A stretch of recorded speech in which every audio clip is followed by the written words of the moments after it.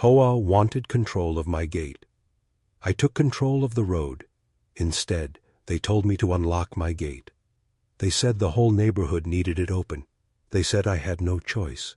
But they had no idea what I was planning, because behind that gate was more than just my driveway. It was the start of a battle, one that would flip the power of the HOA upside down. And when I finally made my move, every single one of my neighbors had to drive straight through my hands. You won't believe how it ended. Welcome to HOA Secrets Uncovered, where the quiet streets of suburbia hide stories of power, revenge, and justice. My name is Daniel. I live in a small cul-de-sac in a town you've probably never heard of. I work from home. I keep to myself. I don't bother anyone, but somehow, the HOA still found a reason to come after me. They wanted control of my property, control of my gate. But what they didn't know is that I was about to take control of something much bigger. And this is where my story begins. They wanted control of my property, control of my gate. But what they didn't know is that I was about to take control of something much bigger. It began on a summer afternoon. The sky was bright. Children were riding bikes in circles, and sprinklers hissed across perfect green lawns. Everything looked calm, quiet, normal. But if you've ever lived in a neighborhood with an HOA, you already know, quiet never lasts long. I was sitting on my porch, sipping iced tea, when I saw her, Linda, the HOA president. She was walking fast, clipboard in her hand, sunglasses hiding her eyes. Everyone in the neighborhood feared that clipboard, because whenever she carried it, it meant someone was in trouble. This time, she stopped right in front of my gate. She stood there, staring at it, tilting her head, scribbling notes on her paper, and then she looked straight at me. Her smile stretched wide, but it wasn't friendly. It was the kind of smile that says, "I already made up my mind about you," she called out. "Daniel, we need to talk about this gate of yours." I set down my glass, walked to the fence, and asked what the problem was. She said, "The community needs you to keep this gate open at all times. The road behind it is shared access." I almost laughed. That road was part of my deed, clearly marked as private property. I paid for that gate myself. It was mine to lock, mine to keep. But in her voice, there was no request, only command. I told her calmly, "Linda, this is my gate, on my land, and it stays closed." Her smile vanished, her lips pressed tight, her pen scratching harder against the paper. She said, "If you don't unlock it, we'll start issuing fines, daily fines." And then she walked away, heels clicking on the sidewalk, like she had already won that night. I couldn't sleep. I kept replaying her words in my head. Daily fines, unlock the gate, community access. But the truth was, I had never seen a single neighbor use that road. It wasn't for them. It was for me. Still, something about her tone told me this wasn't going to end with one conversation. The next morning, a letter appeared in my mailbox, stamped with the HOA seal. Violation notice. Gate must remain unlocked. It warned me of penalties and hinted at legal action if I didn't comply. I crumpled it in my hand. But a cold thought slipped into my mind. What if they really could force me? What if the HOA had more power than I realized? The days that followed only made things worse. Every time I drove out, Linda would be there, standing at the corner, watching. Every time I came home, another neighbor would glance at my gate, whispering to someone else. It felt like I was being circled, tested, pushed, and then, one morning, I woke to the sound of clanging metal. I rushed outside. There was Tom, another board member. Standing at my gate with a bolt cutter, I shouted, "What do you think you're doing?" He said calmly, "The HOA voted. This gate has to stay open. I'm just following orders." I stepped in front of him. "If you touch this gate, you'll regret it." For a second, he froze. Then he smirked and said, "You don't know who you're dealing with. The HOA always wins." And he walked away, leaving the threat hanging in the air like smoke that night. Another letter, this one harsher. They accused me of being selfish, of hurting the neighborhood. They warned me that my behavior was against the spirit of the community. They said fines would start immediately. Unless I obeyed, I stared at the paper, my hands shaking, not with fear, but with something else, determination. Because in that moment, I realized something. They thought they were fighting for control of a gate, but what I was about to do would give me control of something far greater. You see, I had started digging through old maps, county records, dusty files no one cared about. And that's when I found it.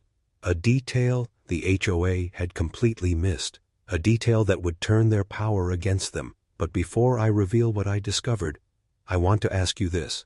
If your HOA tried to force you to unlock your own gate, threatening you with fines, letters, and even bolt cutters, would you fight back, or would you give in to their pressure?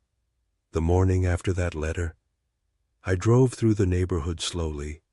Every house looked the same. Neat driveways, perfect lawns, mailboxes all painted the exact same shade of beige. It felt like a movie set, too clean, too controlled. But behind those curtains and trimmed hedges, I could feel it. Eyes watching me, whispers waiting to spread. I was no longer just a homeowner. I was the villain in their little suburban play. The HOA loved control. They fed on it. The rule book was thicker than a Bible. No grass over 3 inches. No sheds taller than 6 feet. No paint colors outside the approved palette. People obeyed because they feared the letters, the fines, the public shame at meetings. But me, I was different. I didn't buy this house to be part of a club. I bought it for privacy, for freedom. That's why I built the gate in the first place, to keep the outside world outside. But now, the gate had turned me into a target every day. A new letter. Every letter harsher than the last. Violation, penalty, compliance required. They filled my mailbox with threats. And with every envelope, their desperation grew louder. One evening, I was mowing my lawn when Linda appeared again. She stood there, arms crossed, watching me like a hawk. Finally, she said, "Daniel, you're making this harder than it needs to be." Her voice was sweet, but the sweetness was fake. I asked her, "Why do you even care so much about one gate?" She smiled, but her eyes never blinked. "Because rules matter. And if you break one, others will think they can too." That was it. This wasn't about community access. This wasn't about neighbors. This was about power. Pure and simple. Linda didn't just want me to open the gate. She wanted me to bow. That night, I sat in my kitchen with all their letters spread out on the table. My hands were shaking, but not from fear, from anger, because the more I read, the more I realized this wasn't a battle I could win by arguing. I needed leverage, something stronger than their threats, something that would make them back down, once and for all. So I started digging. I drove to the county office, sat for hours under buzzing fluorescent lights, flipping through dusty records, old maps, zoning documents, property deeds. Most people never look at this stuff. But I wasn't most people, and there, buried in the yellowed pages, I found something no one had noticed: the road, The very road everyone in the neighborhood used to get in and out. It wasn't owned by the HOA. It wasn't owned by the city. It wasn't owned by anyone. At least, not anymore. Years ago, it had been sold at a county auction, abandoned, forgotten, overlooked, and now it was up for grabs. I remember staring at that map, my pulse pounding. The HOA thought they had me trapped. They thought they could force me to unlock my gate, but here it was. My way out. No, my way above. Because if I owned that road, they couldn't touch me. In fact, they would have to come through me every single day. I went home that night and couldn't sleep. My mind raced with the possibilities. Would this really work? Could I really flip the game like this? I knew one thing. I had to try. The next morning, I made a call, a quiet call, to a man at the county office within hours. The papers were being drawn up, and within days, the deed was mine. The road, their lifeline, now belonged to me. I kept it quiet. I didn't tell anyone. I watched them from behind my blinds. While they held their little HOA meetings, I heard their whispers, their laughter, their smug voices.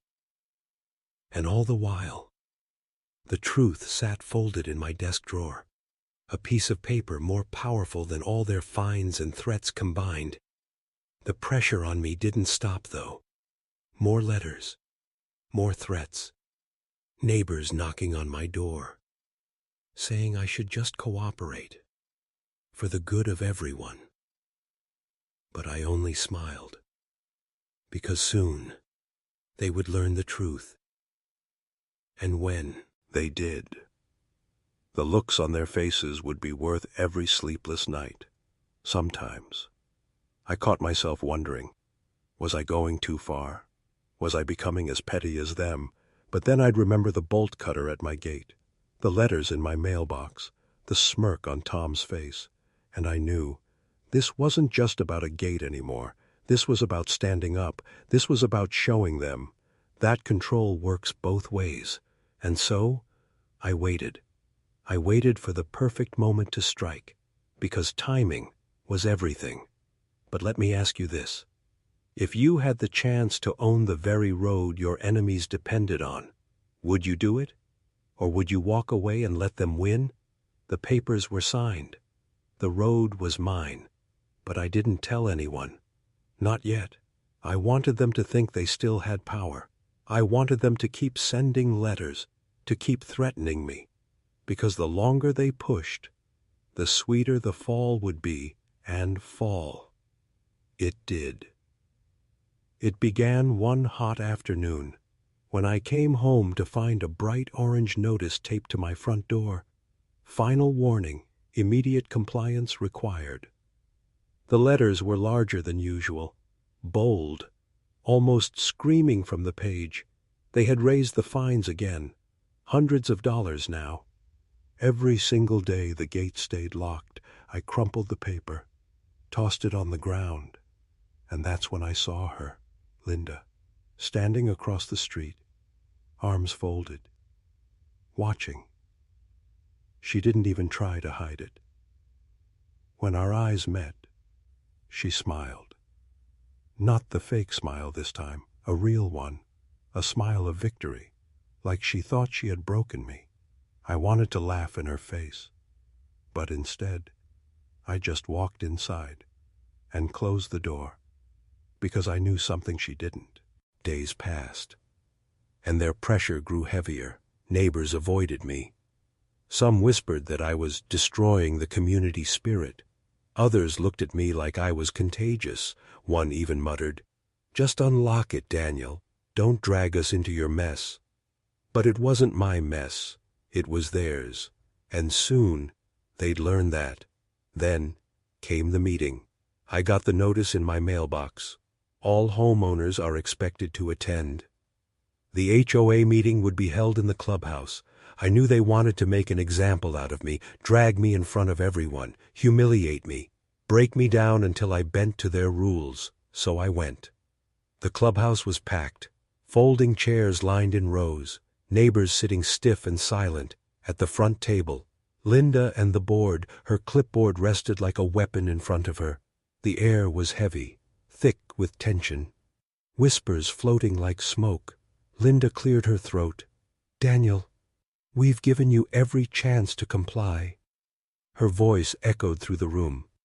"You refuse to unlock your gate. You continue to ignore warnings. And now, your violations are costing this community." People turned their heads, eyes cutting into me.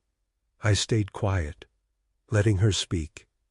She listed everything, every letter, every fine, every so-called crime I had committed. When she finished, she leaned forward. "If you don't comply today, we will escalate this to legal action." For a moment, the room was silent. And then, I smiled. I reached into my bag, pulled out the folded piece of paper, the deed, the very thing that changed everything, and I placed it on the table in front of her. She frowned, confused. "What is this?" I leaned in close, my voice calm. "That road you all use every single day. The only road in and out of this neighborhood. It doesn't belong to the HOA. I paused, letting the silence stretch. "It belongs to me." "The room for Ozzy," whispers broke out. Gasps. The sound of chairs creaking as people shifted uncomfortably. Linda's face drained of color. Her smile was gone, replaced with something else. "Fear," she stammered. That's not possible." But I slid the deed closer. "Check the county records. It's all there. Every car that drives this street drives on my property now." The whispers grew louder. Neighbors looking at each other in shock, some angry, some scared, some almost amused. And me, I just sat back in my chair. Because for the first time, I wasn't the one on trial. They were. Linda tried to recover. "This changes nothing. The HOA has authority." But I cut her off. "No, it changes everything. Because you don't own the ground under your feet anymore. I do." The board sat in stunned silence. The neighbors shifted nervously, the weight of reality sinking in. Every fine, every threat, every letter they had sent me suddenly meant nothing, because the one thing they all depended on, the road, now belonged to me. I stood up, left the deed on the table, and walked out of the clubhouse without another word. Behind me, voices rose in chaos. Linda shouting, people arguing, the whole illusion of control crumbling in seconds. And outside, as I stepped into the night air, I smiled, because the war had just begun that night.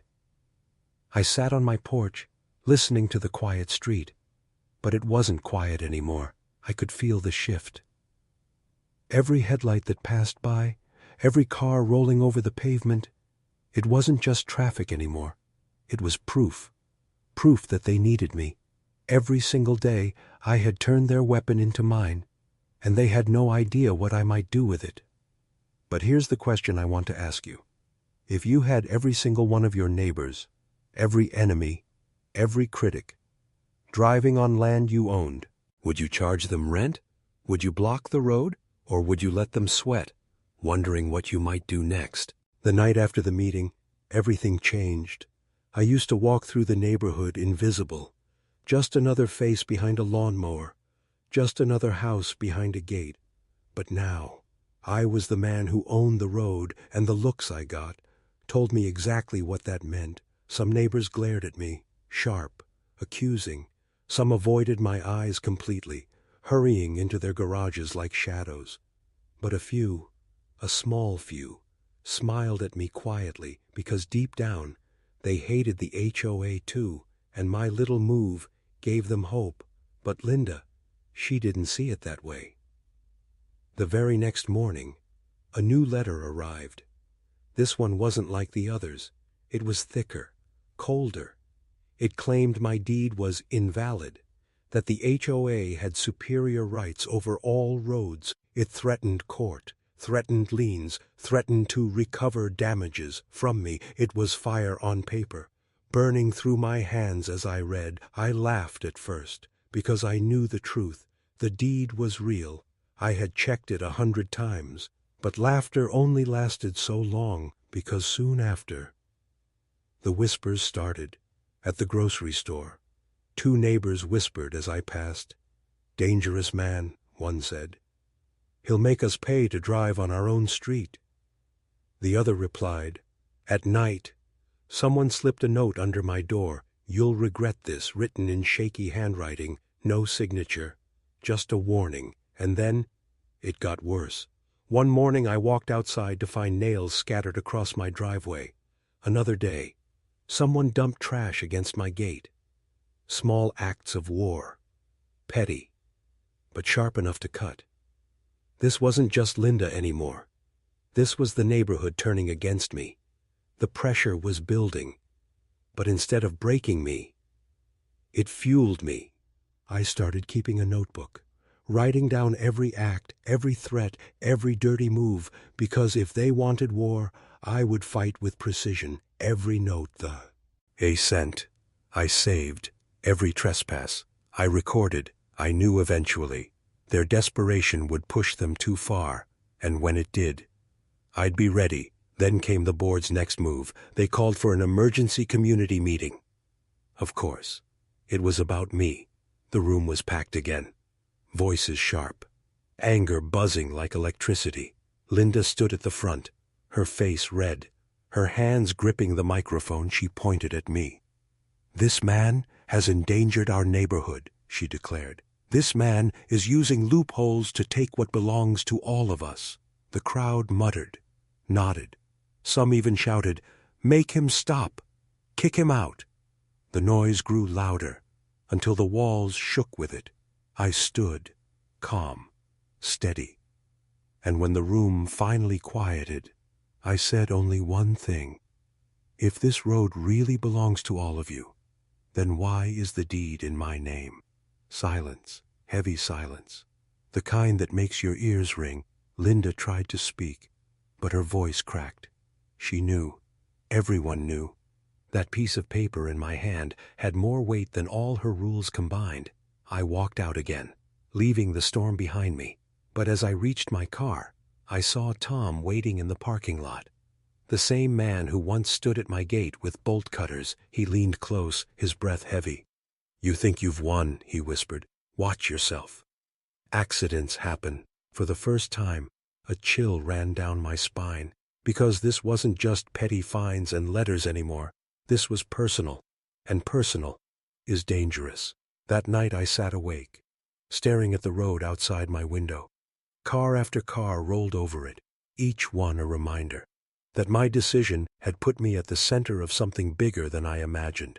I wasn't just fighting Linda. I wasn't just fighting the board. I was fighting an entire system of control, a system built on fear, conformity, obedience, and I had broken it. The question was, how far would they go to get it back? I could already feel the walls closing in, notes under my door, trash at my gate, threats whispered in the dark. And yet, deep inside, I didn't feel regret. I felt alive. Because for once, I wasn't the one being controlled. I was the one holding the strings. But strings can snap. And I knew the next move they made might not just be paper or whispers. It might be something else, something real. So let me ask you this. If an entire neighborhood turned against you, spreading lies, leaving threats, plotting in secret, would you back down to keep the peace? Or would you push back harder, even if it meant losing everything? The night after Tom's warning, I felt the chill long after the porch light died. I kept the curtains closed, the blinds just barely cracked so I could watch the street. Every headlight that passed felt heavy, like a judge coming to sit on me. I had cameras now, cheap ones bolted to my eaves. They watched for me when I could not, but cameras are only witnesses, not weapons. If they wanted to break me, they would look for ways where witnesses do not help. So I changed my plan. From waiting to acting, I stopped thinking like a man on defense and started thinking like a man who wants to end this cleanly. I spent days in my garage, not fixing fences, not yelling at neighbors, but working. I built a folder, organized files, photos, videos, receipts. Every letter from the HOA since the first friendly reminder. I labeled every scrap of paper with dates and times. I recorded names when people threatened me. I made a map showing who had been at my gate, who had left nails in my driveway, who had slipped those notes. There is power in proof, and I wanted more of it than they had lies. I also started to speak quietly to a few nades. HBOers I could trust. Not the ones who cheered in meetings, the quiet ones who had marks in their own files, the ones who had secret stories about Linda's petty rules. They met me in their garages, at odd hours, whispering like conspirators. Some feared me at first, others wanted change but felt trapped by the board's reach. We traded stories. And slowly the network grew. One of them, Mrs. Alvarez from 3 houses down, gave me something I did not expect. She handed me a box of old photos, pictures of the neighborhood from decades ago. I spread them on my table and traced the faded roads with my finger. There were lines on these photos that matched the deed I now owned. In one picture, a truck full of men stood by a sign that read, "County Auction Sale." This wasn't an accident. It was history. History helps when people try to pretend the past never happened. It nails lies to the floor so they can't wiggle away.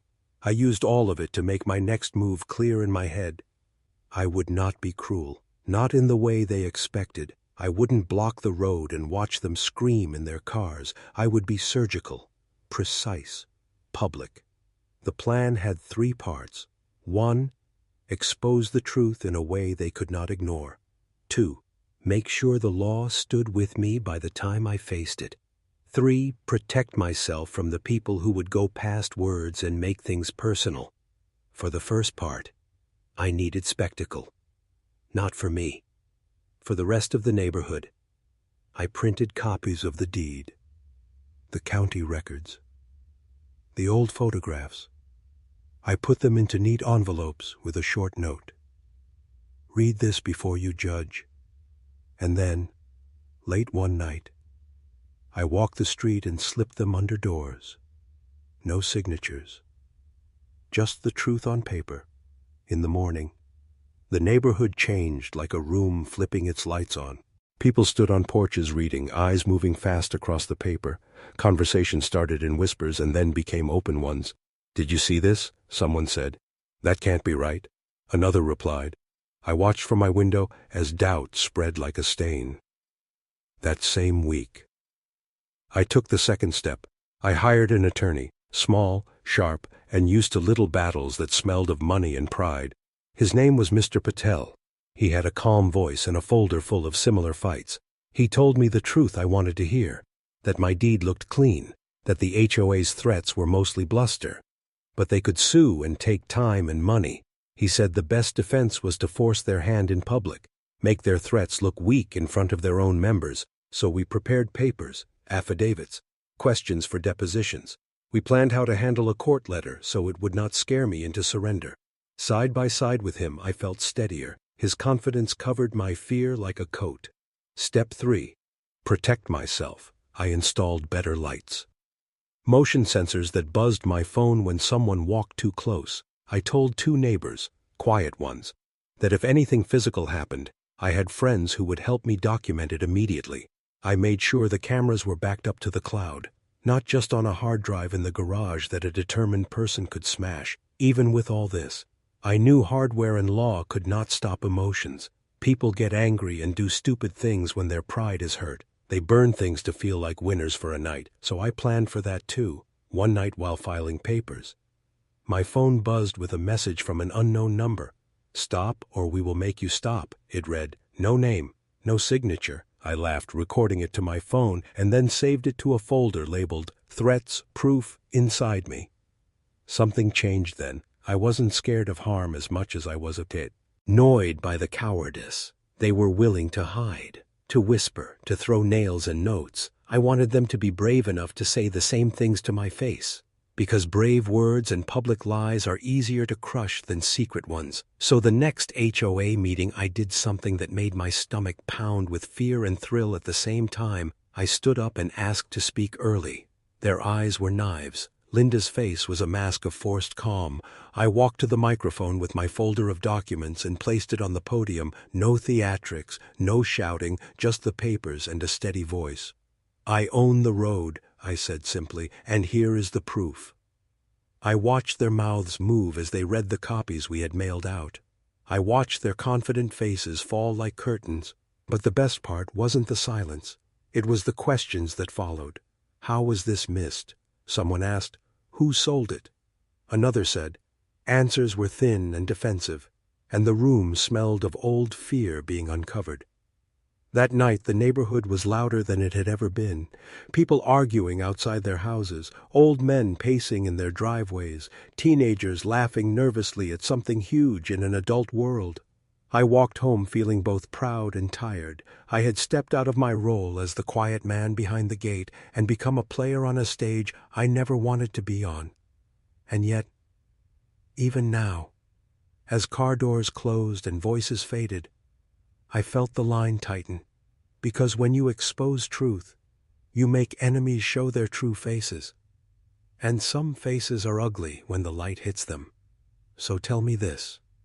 If you were me right now, sitting with proof in your pocket, cameras on your roof, legal help on speed dial, and a street full of people who suddenly see the truth, would you try to forgive and rebuild with those who lied and plotted against you?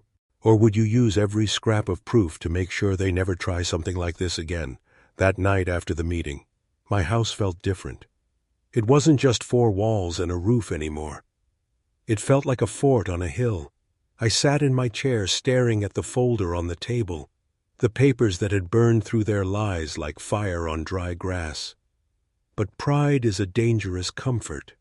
It makes you think the war is over when it has only just begun, because the next morning, I found a fresh letter taped to my gate, not a typed one this time, not a fine or notice or warning. This one was written by hand, black ink pressed too hard, shaky lines of anger bleeding through. "Enjoy your little victory. Roads can be broken." I held it for a long time, the letters dancing in my hand. It wasn't official. It was personal. The board had stopped being a board and started being people who wanted blood. I didn't show fear. I smiled at my camera as it blinked red and steady, knowing it had captured whoever left it. But inside, the anger boiled. Not because they threatened me, but because they thought I was still playing defense.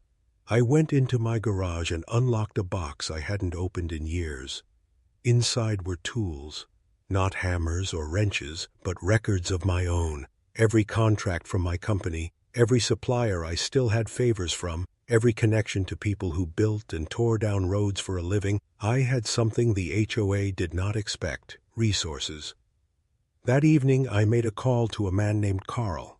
He was old school, gravel in his voice, concrete on his hands. He had worked with me before on projects bigger than this entire neighborhood. I told him about the road. I told him I owned it. And then I told him I wanted something bold, something that would leave no doubt. The next morning, trucks rolled in quietly. Not full construction, just a few men, tape measures, and spray paint. They walked the length of the road, marking lines, making notes, shaking their heads at cracks and potholes. Neighbors peeked through blinds, whispering, wondering what was happening. And Linda, oh, Linda, stood at the edge of her driveway with her arms folded, red-faced, shouting, "You can't do this. This is our road." I smiled as I walked past her and said softly, "No, it's mine." The men left after a few hours, but the damage was done. Whispers turned into talk. Talk turned into arguments. Everyone wanted to know, was I repairing the road? Was I shutting it down? Was I selling it to the county? The uncertainty was worse than any truth, and I let it spread like fire through dry grass, but the board didn't stay quiet. That night I received an email, formal this time, cold and precise. They accused me of intimidation. They claimed I was harassing the neighborhood. They demanded I stop any unauthorized construction activity. I laughed as I read it. Unauthorized. On my road, I sent one reply, "Dear HOA, you have no authority here." And then I attached the deed again. Proof is a blade. Sharper every time you draw it. But even as the fight escalated, something else began to shift. Neighbors who had once avoided me, who had crossed the street rather than say hello, started walking up my driveway. First came Mrs. Alvarez again. She thanked me for exposing the lies. She told me her late husband had fought them for years and never won. Her words softened me in a way I didn't expect. Then came young parents with their kids, worried about what would happen if the road was blocked. They begged me not to punish them for what the board had done, and I listened. Because they weren't enemies, just caught in the crossfire. Slowly, I realized this wasn't just a fight between me and the HOA. It was a fight for the soul of the neighborhood itself, but the board wasn't done. One evening, as I sat on my porch sipping coffee, a black SUV pulled up slowly. The window rolled down and Linda leaned out. Her smile was painted on, but her voice was sharp as glass. "You think you've won? But roads crack, people bend, and sooner or later someone will break." She drove off before I could answer, but her words stayed like nails in my head. She wasn't warning me, she was promising me. That night I barely slept. I stared at the cameras, the locks, the folder of proof, and I asked myself the question that changed everything. Winning wasn't enough anymore. I needed to decide what kind of man I was going to be when this ended. Would I be the man who punished every enemy, who closed the road just to prove I could, or would I be the man who used this power not for revenge but for justice? And that thought brought me here, to you. So tell me, if you had control over something that everyone needed, the very road under their tires every morning and night, would you use it to crush those who wronged you, or would you use it to protect the ones who never had a voice? The morning felt sharp, like a cut that wakes you up slow. I knew the end was near, not because of threats or letters, but because truth tastes different when it is ready to be told. I walked out to my porch and watched the street like a man who knows tomorrow may be different. Forever, cars rolled by, faces behind the glass blurred with fear and hope. Both at once, I folded my hands and felt the deed in my pocket. The weight of it like a promise and a warning at the same time. That day I did something I had not planned on doing weeks ago. I called a meeting. Not the HOA meeting with their stapled agendas and fake smiles, but a real meeting in the park where everyone could come and hear the truth without Linda staring from a podium. I put up a simple sign, "Community meeting today, 6 p.m., and left a copy of the documents on a small table by the playground. No speeches. No fanfare, just paper and faces. They came slowly at first, then in groups. People who had been my enemies, and people who had been my quiet neighbors, and people who simply wanted to know what was happening to their lives. Linda showed up too, but she stood apart, her face tight like someone who smells defeat before it arrives. I started with the simple things, the dates, the deeds, the old photographs with auction signs in the corner. I let them read, and when they did, the silence grew heavy and honest, no louder than the hum of a summer insect. But it was there, the sound of a lie being lifted. Then I did the part that changed everything. I read aloud the letters that had been slipped under my door, the notes of threats, The lists of fines. I read the names of people who had been asked to vote at meetings they never knew had rules written for them, and when I was done, I watched faces change like weather. Mrs. Alvarez cried quietly. A soft sound like someone burying a long hurt. Young parents looked at each other and clenched hands around strollers. A few older men walked away shaking their heads. Angry, but aware that the truth was in their hands now too. Linda tried to speak at first. She opened her mouth and the words sounded small and brittle. "You don't understand," she began. But no one wanted to hear the excuses anymore. They wanted a fix, a way out of the rules that had strangled them like vines. So I offered them a choice, a simple, public choice. I could keep the deed in my name and use it to punish the board however I wanted. Or I could do something else. I could give the road to the people who used it every day. But with one condition, the HOA would have to dissolve or recast itself with new rules and new leaders chosen by the whole community. Not a handful of people with clipboards and anger. A murmur ran through the crowd. Someone shouted that it was impossible. That Linda and the board would fight to the last dollar and last lawyer. I told them I had already prepared for that. That my lawyer was ready and that I would transfer the deed to the county or to a community trust if they voted to change now. I would not take revenge. I would take the high road. But I would not let the board keep the power they had abused either. The vote was messy and human and full of shouting and tears. People remembered petty fines and public shame and the way their color choices had been mocked. They also remembered block parties and kids playing and the small kindnesses hidden under the rules. In the end, they voted to dissolve the HOA in its current form and to form a new community trust, to hold the road for the people with clear rules that could not be twisted by one angry mind. Linda did not leave quietly. She promised lawsuits and ruin, and the kingdom of small rules would bring them all to court. She sued me that week, with fire in her words and a stack of paper that would smell of lawyers for months. But the papers on my table were older and truer than her fury, and the county records backed me up like a slow, steady tide. Court took time, plenty of time for talking and threats and late-night whispers. But while the lawyers argued in rooms where people in suits nod and spit out fine words, life went on. The new trust took control of the road quickly on. As the county agreed to the transfer, it was a simple legal thing, but it felt like a small miracle when the sign went up that said, "Community Road, maintained by the people." I could have closed the gate then. I could have made them pay tolls or shown them how power tastes when it is used to hurt. But I did not. I left the gate closed like I always had. A line between my yard and the world. At the same time, I signed an easement so that no one would be trapped, so that cars could still pass and children could still go to school. I wanted the neighbors to know that I was not cruel. I was firm.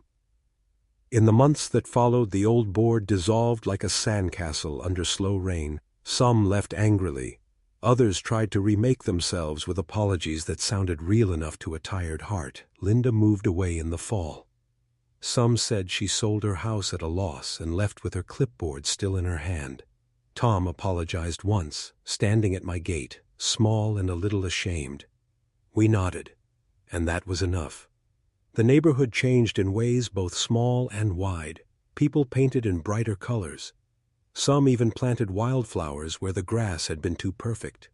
Meetings became messy and real and open to anyone who wanted a voice. No one forgot the rules. But the rules had new life now. Less weapon and more guide. I kept my gate closed forever. But it changed meaning. It no longer felt like a wall or a spiteful act. It felt like a boundary made by a man who wanted peace, not power. I walked past it each evening, and sometimes I would see neighbors sitting on their steps waving hello. Sometimes they brought pie. Sometimes they brought stories of small acts of kindness that had been hidden for years.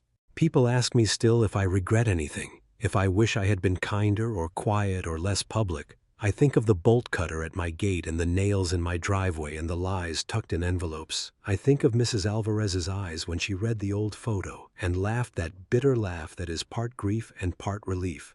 I think of the nights I could not sleep, and the phone calls that made my hands shake with fear and with resolve, and I think of the road under their tires. And how strange it felt to own something that everyone needed and to choose not to use it like a hammer, because power tastes different when you share it, not when you hide it behind fines and letters. So I will ask you now the same question I asked that first night when the bolt cutters came to my gate. But this time with the road behind me and the neighborhood full of faces I know, some warm and some wary. If you were given the chance to hold something everyone needed, to hold the thing that people thought would let you punish them for their mistakes, would you take the revenge that feels sweet for a night, or would you choose something harder and truer, like fixing what was broken and letting people keep what matters to them instead of taking it away?